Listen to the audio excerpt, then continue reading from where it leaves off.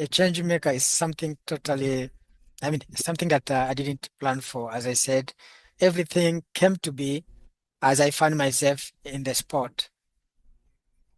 Not pre-planned. It's something I found myself in, and the only way for me is taking my situation and create possibility. Welcome to Landmark Difference Makers, where we interview people making a remarkable difference around the world. Get ready to be inspired. Let's jump in. I really want to welcome everyone.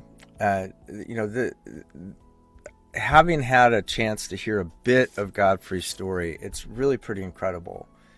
Godfrey had very different plans for his life up until 7 years ago when he arrived in the Kakuma Refugee Camp. And despite some tremendous hardships, he's really turned that into an opportunity to contribute and make a difference, not just in the immediate needs of people in the refugee camp, but also in really the possibilities and opportunities of people's lives, regardless of what circumstances they find themselves in, which is something that landmark programs are really concerned for and have a unique ability to address. The other person that we're interviewing today is Cheryl Pearson, who has found herself in a pretty unlikely partnership with Godfrey over the last several years, and that's something that people listening to this, if you live in the West, you may not have a direct personal connection with people living in East Africa or in other parts of the world that have political strife, have people that have had to seek refuge in other countries. This is something that touches a lot of people around the world, and it's something that is kind of an abstract idea. So I'm really committed that we are able to let Godfrey share with us his experience in a way that makes that real for those of us that have not had that kind of experience. But with that, I just want to really welcome Godfrey and Cheryl. Happy New Year. Godfrey, where are we speaking to you from right now? I'm in Kenya, basically in Kakuma Refugee Camp, Africa. Great. So you're, and then Cheryl, you were in Alberta, Canada. Yes. Yeah. Okay, great. So You probably let's couldn't just. sorry, Seamus, you couldn't find two more diverse environments. I'm pretty sure. I have like Alberta, feet of snow Canada, in the middle outside of my winter. window right now. I just, you were sharing this with me before we got started here. I'd just like to give you a chance to share your personal story. What led up to, your arrival in Kakuma, and also, what your plans were prior to that. Thank you so much. As I was sharing, my name is Godfrey Sangu. I'm from the Republic Democratic of Congo, Kinshasa, not Congo Brazzaville, from Kinshasa. A fourth child of six. My parents are primarily teachers, and yeah, we didn't grow in luxury, just may say, in poverty. Sometimes lacking water, we could go on the green grass in our compound and clean our feet before we go to school. But I was a good student. I was bright enough and finished primary school, went to secondary, and got sponsored by the Catholic Church to go to university. And I did philosophy at Catholic University of Congo. I finished in 2012, 2013. And before finishing, after the first degree, after the bachelor degree, I already got a job. I was working as a high school, yes, high school teacher. And then I was also much more interested in media. I became an independent journalist, which gave me chance to move into some African countries and do the job. But in 2016, things went wrong because the country was in much trouble, so much instability, and we are having a lot of demonstrations. And that's the time media were like on on uh, high spot, yeah. Everyone was like to get the real version of the story so that the media could do the work. It happens that I went to record a certain meeting of police. As I was recording, I realized someone who was also a journalist being harassed. He was caught and they started beating him. Many were not aware, but I realized I went to hide because fact, and that's what makes the news something attractive and able to give real information than creating fake informations. So I went to hide for me to get the full story about what's happening to the fellow journalist. Everyone left the site, I also find that I was safe enough for me to leave. But as I left, I think someone noticed me, and then um, everything changed. Police were divided into group. One group went to my home, another group followed me to the office where everything that was related to media was totally destroyed. Those who went to my home, they destroyed anything related to media and technology, whatever it was, they destroyed, and everything changed. As they caught me, I was blindfolded and beaten also, taken to a known place within the city, Kinshasa. Um, but I could hear what my offenders were talking to uh, among themselves, but I didn't know where I was being taken. I was taken to a certain person because they didn't choose to take me to any police station. They chose to take me to someone's home who was a high-ranked person in the police. Yeah. Good enough. As a Christian, as a Catholic, I'm talented also. I used to play piano at our church, at the parish. Those high-ranked people, sometimes they run from the major parishes, will go around the parishes located in the periphery of the city to go and worship from there. And then that guy has seen me in that parish several times. And then as I was taken to his place, he wasn't at home. I was put into a small dark room. I slept on the ground, I mean on the floor. Whenever I felt a warm liquid on my skin, on my face, um, that was hearing from police, those who were keeping me. Um, it was horrible the whole day. I may say from 11, I mean from 12:30 to 1 toward 2 a.m.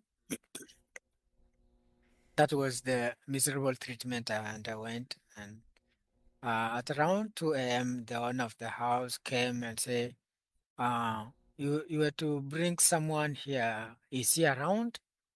So yes. Where is he? Can you bring him up? So within late that night, they brought me out. The guy was sitting in the garden. He asked me, "What's your name? Where do you stay? What do you do? And why did you get arrested?" So I explained. The guy just bowed down his head and said, uh, "Did I see you somewhere playing piano?" Then I said, "Possibly yes, in this parish." So okay. Sorry, by the way. He called his people, said, "Please give him a warm shower." Um, I took shower. They gave me some new clothes. Then he took me in his car. As we were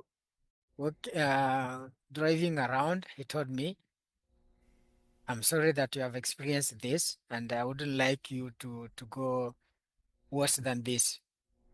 So as you go, find your way out of this place. Find your way out of the country, find your way to safety. If you don't have Mm, passport, make sure you find a way out from this place. mm, Yeah, I realized I was on my own at that point. mm, Uh, I had no money now. Everything is totally destroyed, and I have to find a way out. I went hiding for 3 good months, calling families if they could contribute some money for me to go away from the city.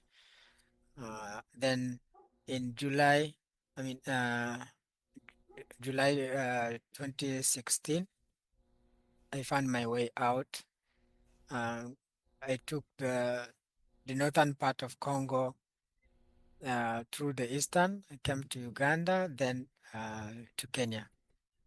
So I landed in Kakuma, another environment, another world for me. mm, It's dry, no rain, no river, no forest, no bush. It's just wind from morning to evening, dust all the time, allergies on the skin, and sleeping on the ground, experiencing high presence of scorpions and snakes, centipedes, spiders, and all that was like, okay, this is the new life I have to be in. So yeah, that's the journey from my childhood to arrival in Kakuma. I just it's an incredible story of resilience. Um, well, tell us about Kakuma and the work that you're now doing there. Yeah, Kakuma is a refugee camp, a second home to almost 250,000 people who have fled their countries, and we are having almost 12 to 13 different nationalities in the camp. Um, it looks like it has become a settlement because some were born here, they have grown here, they got married here, and they're living here. But it's not that place which gives comfort. Mm, Um, it's a place where no one has the comfort they would like to have because early in the morning, as I said, at 7 a.m., we have to line up to wait a long line to fetch some jerrycans of water, a 20 liter or 10 liter to go with it at home.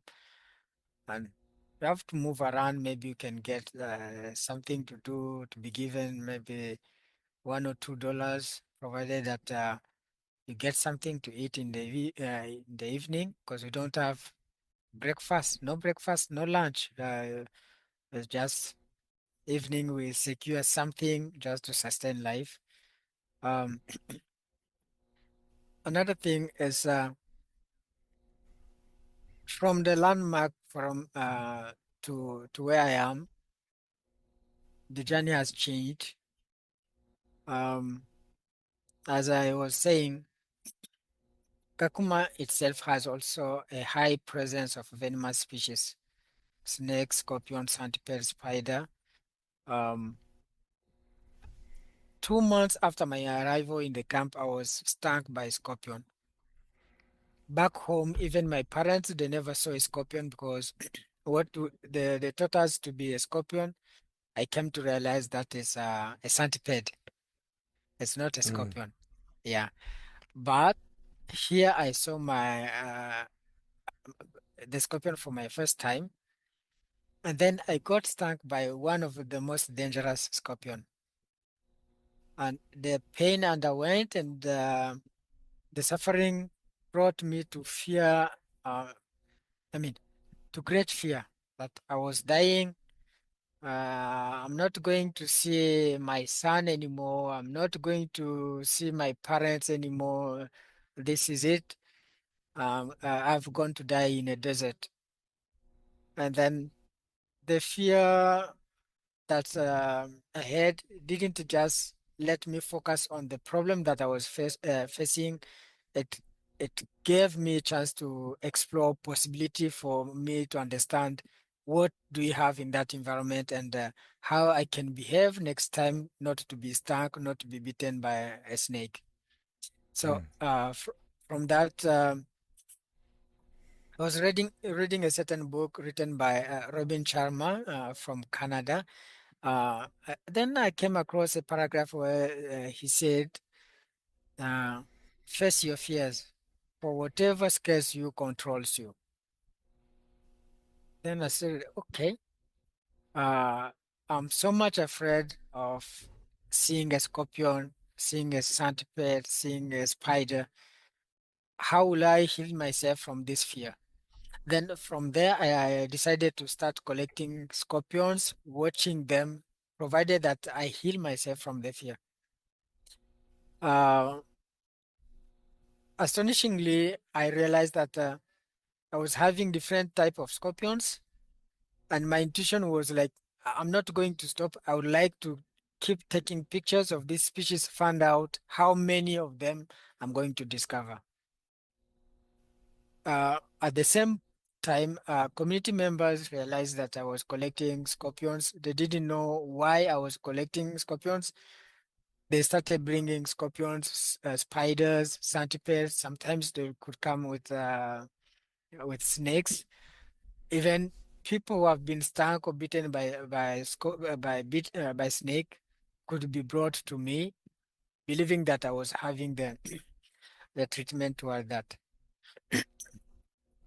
Then that brought to light an addressed issue in the community, a problem that was never been addressed within the community.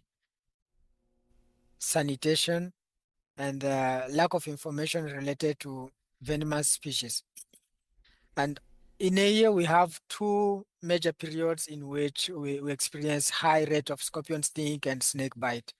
But community never got such information, including those who are dealing with um, Department of Health.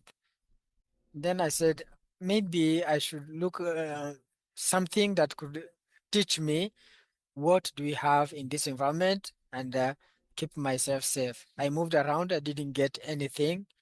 And then I decided to start documenting everything that I was observing on the scorpions, the types, the behavior, the size, and the colors I was writing down. Then I got in touch with someone who had also um, interest in that, then oriented me to expert. I signed up on Facebook group. I started sharing what I was getting. Then that's how I created Scorpion Control Center, which is dealing with community education related to venomous species. It goes cross-cutting from schools to hospitals to communities. Everyone is somehow in need of this knowledge. Why? Because if I go to hospital and the doctor is ignorant about what it means, a meaning, I mean, a harmful species, what means a harmless species, sometimes they could, I mean, they could make wrong decisions.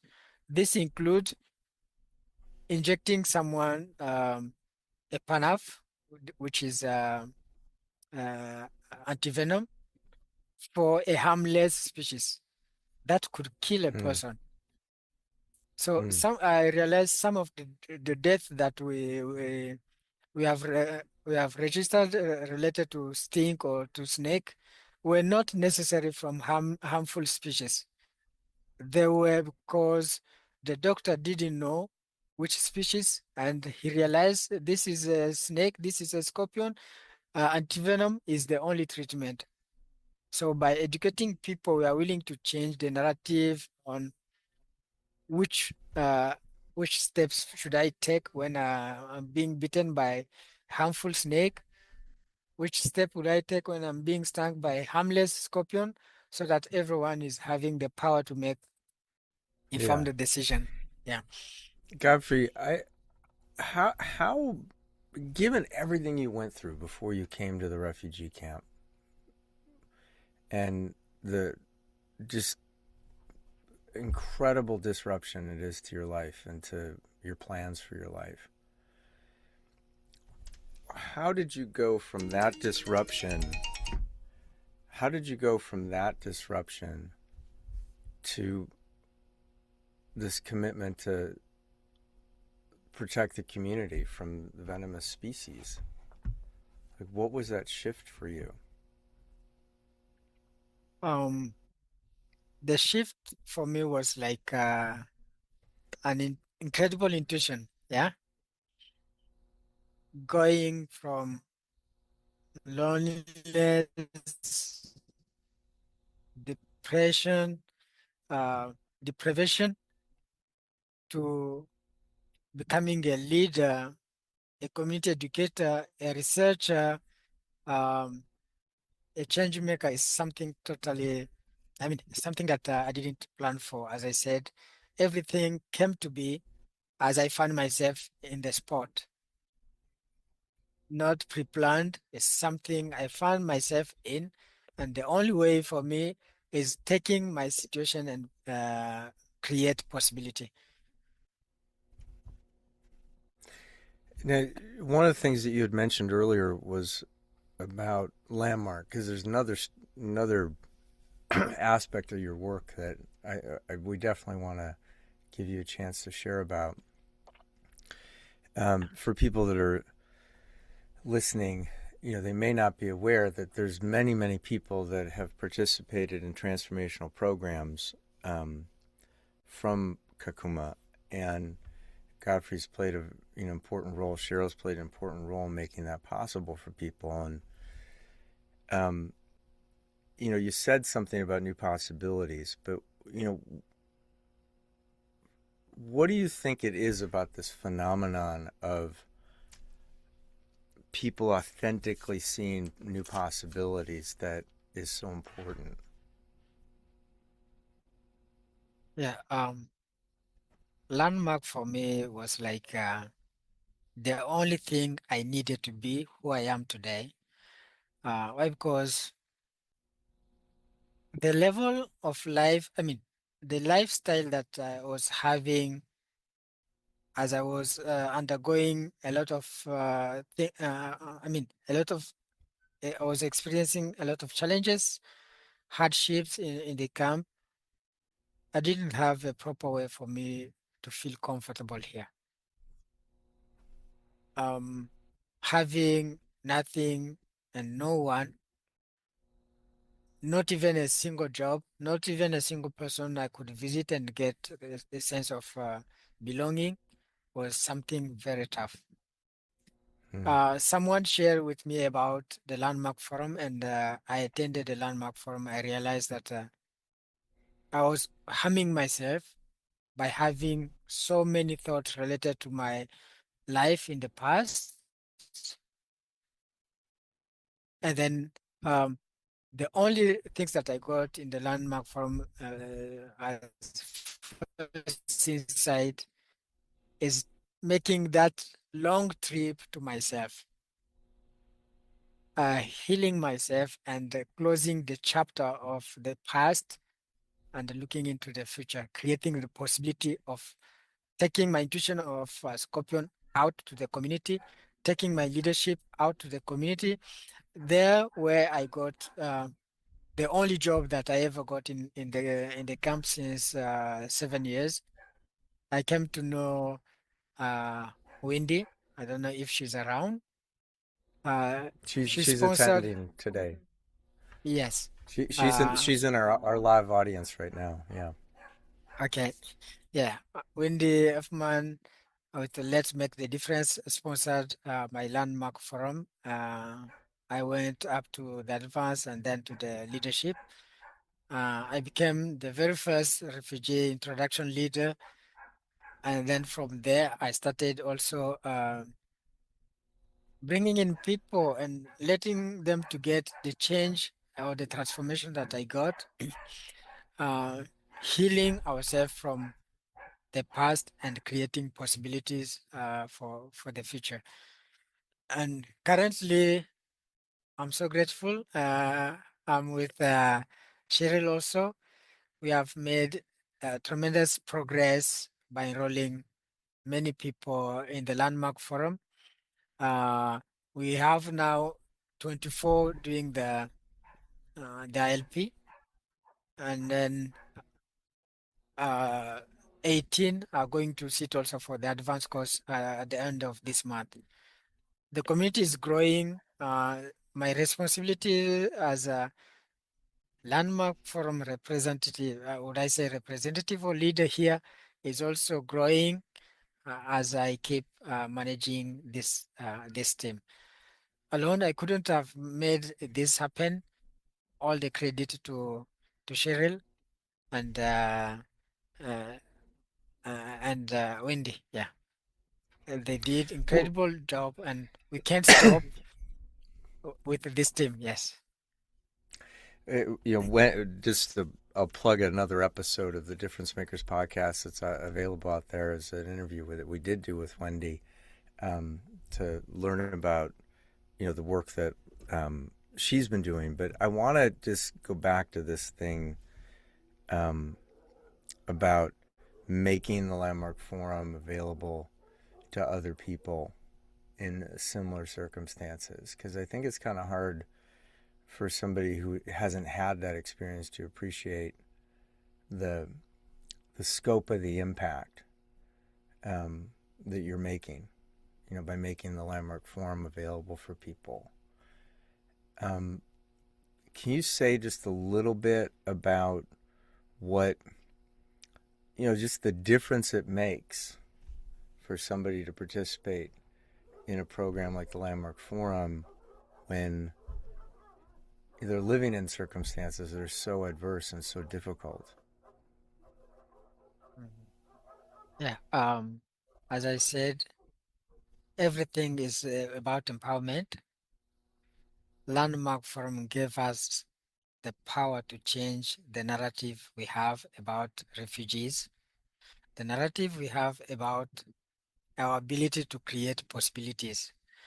Um, Landmark, from the time they landed or valued the participation of refugees in the program, changed and became a true world, I mean, a true global institution. Because I may say, those days or before that time, Landmark Forum was having, I mean, qualified qualified people to attend, but never you thought, maybe never a Landmark Forum thought to reaching to tens or hundreds of refugees to attend the sessions. And where we are today, is because Landmark Forum realized that this is a blind spot, yeah, and they had to do something by empowering and expanding the program to reach even those who can't change the circumstances, but could change the narrative, the mindset toward what they're experiencing. I didn't change. I didn't go away from Kakuma. I'm still here, but my life has changed. The way I used to see myself in 2017, 2019, 2020 has totally changed. Even if I could experience a lot of hardship, I have my own way to say, oh, this is empty and meaningless. It means I'm Mm. the one to be causing the matter in that. We have young people who uh, sometimes find themselves into bad friendship, smoking, bang, and maybe attacking people around corners of of the camps. But from the time they got into the landmark forum, some of them, I have papers that they have written their stories. I'm Hmm. short-tempered. I always fight. I participated in this and that, but through landmark forum, I came to realize that I could become a better person than that.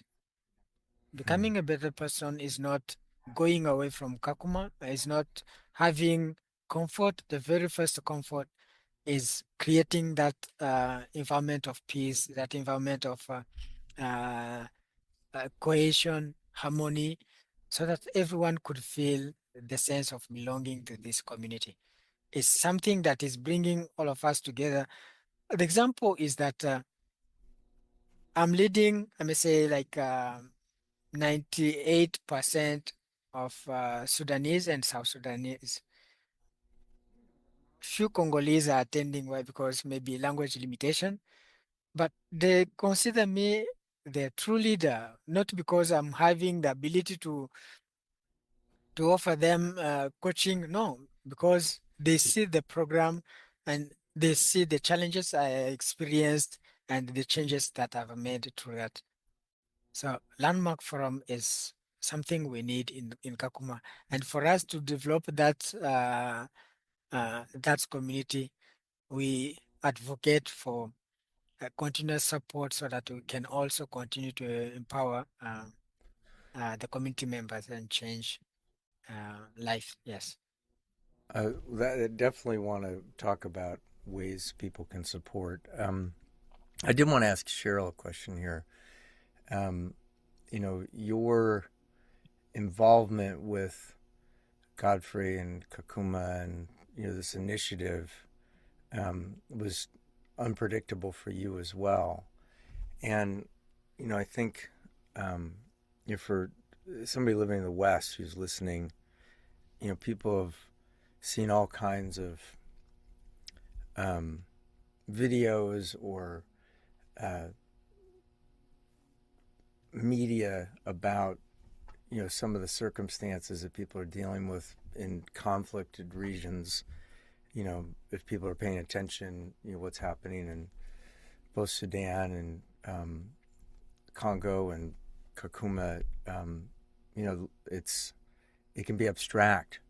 It can be kind of like the idea of something as opposed to really letting your heart be touched by the humanity of the way Godfrey is, and sharing a story.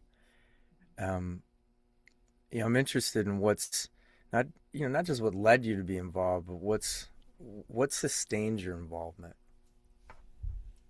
I mean, how do you meet someone from a refugee camp when you live in Canada?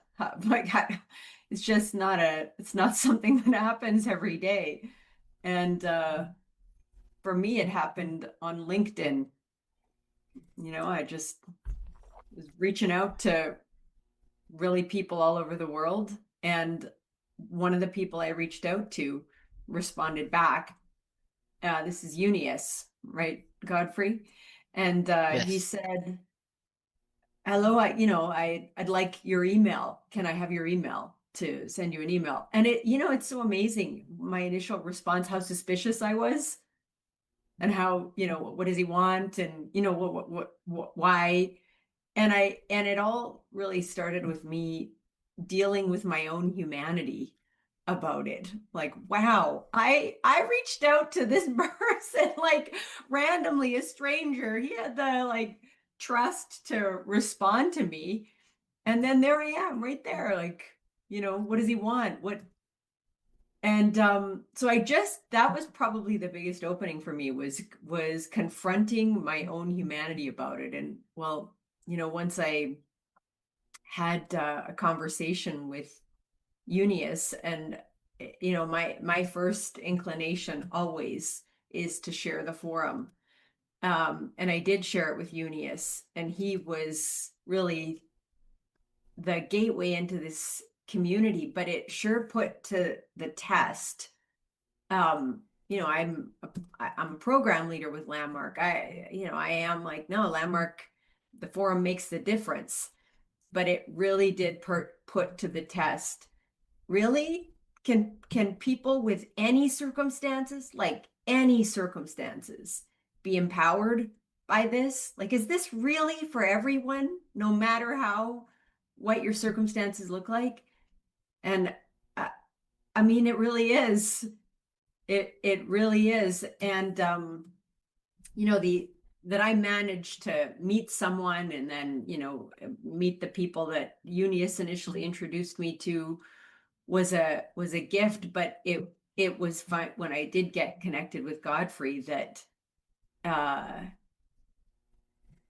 had us be able to have the kind of reach we had, um because he's who he is and just the leadership he provides, his credibility, and he knows what it takes there to participate. So I mean, I Godfrey and I's partnership is really, I think, what has it work is it's not at the level of circumstance, it's at the level of our humanity. Um, and we have a partnership that's really constituted in an enormous possibility of transforming Kakuma, having Kakuma be the first transformed refugee camp in the world, impacting the quality of life for people there, really, and empowering people to alter their own circumstances, because nothing that I can do from here is gonna do that. You know, you said something, a partnership not based on circumstance, but based on humanity. And there's, if you can elaborate on that just a little bit, because I think, you know, what I'm really um, just in the presence of and speaking to you is that you have allowed yourself to connect in a way that Yeah. you didn't have to. Um, I don't know, Shames. It was not hard. Like I mean, the people that I've had the opportunity to meet are, I, I mean, so generous. Like they're just so generous in sharing themselves that it was really just a matter of getting over my own reservations about uh what can I do? Who am I? What do they want? Like it is when I dealt with my own humanity, it was all over where I am. When I dealt with my own humanity and I actually uh, talked to people, you know, whether it was Eunice or then Godfrey and I, by the way, co-led an introduction to the Landmark Forum, which was like really a high point in my career as a landmark leader. To Mm. co-lead an introduction, I think for me it was maybe 5 in the morning that we did it so that it would be at a good time. Anyway, it's just like you said, to go beyond the concept of what I know people are dealing with. I mean, I have a background in social work. I've always considered myself an advocate for social justice, but it's in being with people at the level of who they are as human beings, um which is no different than me. And once you know, with someone at that level, there's no distance between us. And I mean, Godfrey's such a gift to work with because he operates with an insane level of integrity, which blows my mind given, you know, the physical environment that he exists in, but the level of integrity that he operates with. And so he makes it very, very easy to do that. I don't know if I think I'm doing the scenic route to your question here, Shane. No, no. Well, it's a nice route. Um, well, I want to make sure, um, you know, in Godfrey sharing his story and Godfrey sharing his work, you know, the opportunity of the opportunity is being created by people participating in the Landmark Forum in Kakuma. What are the needs that you have? How can somebody listening support you? How can they forward your mission? That one's for you, Godfrey. Okay. Um, the need we have, the very first one is, may I ask Landmark Forum to contextualize the policies into Kakuma situation? And because, yeah, Landmark couldn't take place for refugees without refugees. If I'm not correct, if I'm not wrong, Cheryl could not stand by refugees without a single refugees standing with Cheryl. What I mean is the need we need, what we need is sustainability of the program and also considering the real life situation in Kakuma. I may say since last May, we are experiencing food shortage. Um, I could go and attend the program. I change my mindset. I'm empowered, but my stomach is empty. Yeah. How do you expect me to be a person of integrity, hungry, and yet to give me, for example, uh, money for the landmark forum? How do you expect me to go and stand as a leader, as introduction leader? My clothes are dirty. I don't have soap to wash clothes. I didn't eat yesterday. I'm not sure if I'm going to eat today. I'm not sure if I'm going to get something to eat tomorrow. And then I think the narrative and the policies of Landmark could be somehow reviewed only for Kakuma community if I could advocate it that way. Because I tried to have conversation and the only answer I was getting is that's not the policy of Landmark Forum. That's not the policy of Landmark Forum. Great. For me, I Well, believe policies have no heart. They don't connect to humanity, as Cheryl was saying. People yeah. managing policies that they want to step in and say, Cheryl, you are doing good. What about this aspect? Save our humanity, to save our dignity, and to get us get ready with the landmark program. We are already empowered, but we are left hanging in between. Hmm. Yeah. Well, Godfrey, I will certainly, um, I certainly have access to being able to address that, and I will. Um, for the people listening who, don't have a role at Landmark, how can they support you? Yeah, they could support us by providing resources. We are skillful. We have ideas that could render us self-reliant, dignified, and change makers. If we have the skills and the knowledge to create new life for ourselves, and we don't have resources, I think join those are already making differences like Cheryl, uh, Craig with Answer Africa, Wendy with Let's Make the Difference. Everyone in different aspect, they're all serving one community, the refugee camp. It could make a huge difference.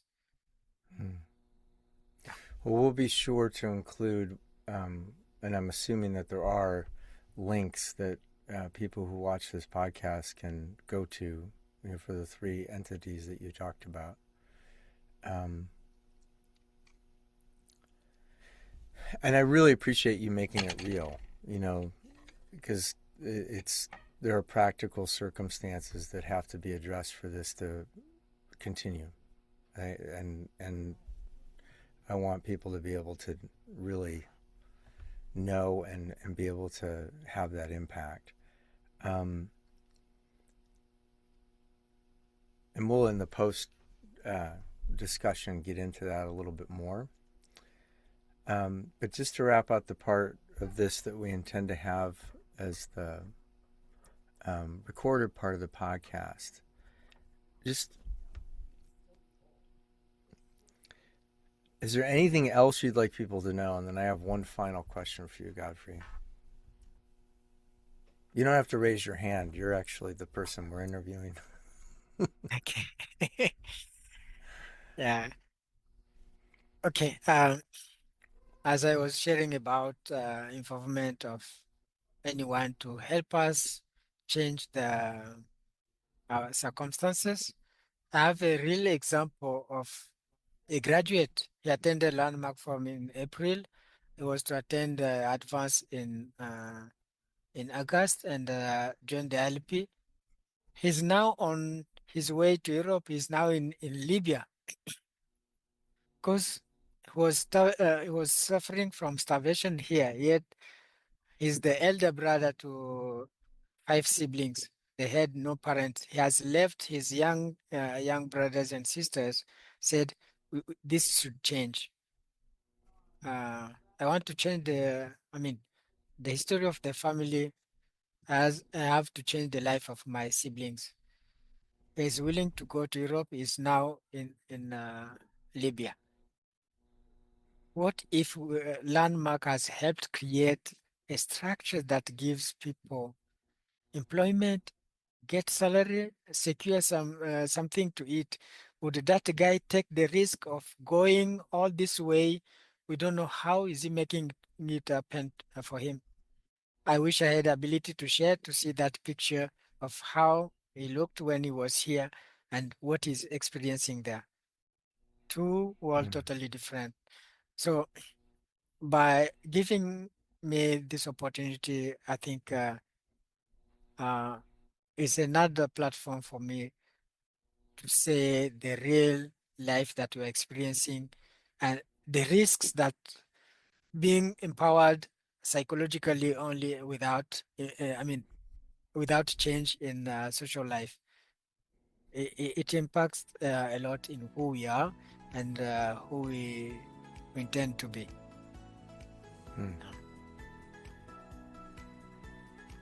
Yeah, thank you, Godfrey.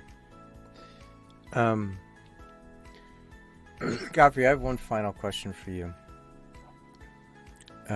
When 100 years from now, nobody who's participating in our live interview or listening to this is going to be around. But what do you want people to say about you when you're no longer here? I would like them to decide to join the team and say, let's join him and change the life of people in Kakuma. I wouldn't like praises. I would like, that support to come and push me toward the work. We already have a lot to do, and let them say we decide to work and help this community to grow and change. Godfrey, thank you for being with us today, and Cheryl, thank you for joining us as well. But it really is a just very impactful conversation. I thank you for having it with us. You're welcome. It's a pleasure. Thank you. Thank you for listening to this episode of Landmark Difference Makers. If you're inspired by what you heard and you want to learn more about Landmark's programs or explore upcoming episodes, visit landmarkforumnews.com to find resources, event details, and more stories of people making extraordinary impact around the globe. If you are already a part of the Landmark community, check out the Landmark subscription, designed to provide ongoing support in creating a life you love. Visit landmarkworldwide.com to learn more. Until next time, keep creating, keep contributing, and keep making a difference.